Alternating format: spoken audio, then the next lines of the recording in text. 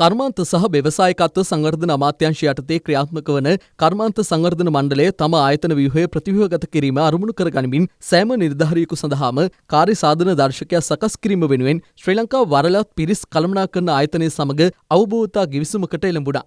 කටුපැද්දේ පිහිටි එම මණ්ඩලයේදී ගිවිසුමට අත්සන් තබා ඇත්තේ කර්මාන්ත සංවර්ධන මණ්ඩලයේ සභාපති රවි නිශංක, CIPM ආයතනයේ වෘත්තීය හා අධ්‍යාපන කටයුතු පිළිබඳ උපදේශක ජී වීරතුංග යන මහත්වරුන් ඇතුළු පිරිසක් මෙම අවස්ථාවට සහභාගී වුණා.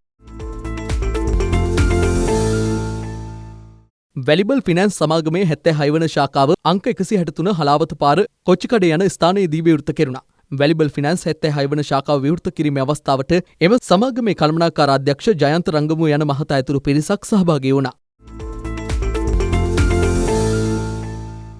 ඕස්ට්‍රේලියානු හෝටල් පාඨමාලා පිරිනැමීම සඳහා වන සහයෝගී තව අලුත් කිරීම හා උපාධි ප්‍රදාන උත්සවය කොළඹදී පැවැත්වුණා. මෙහිදී 273 දෙනෙකු සඳහා උපාධි පිරිනමා තිබෙනවා.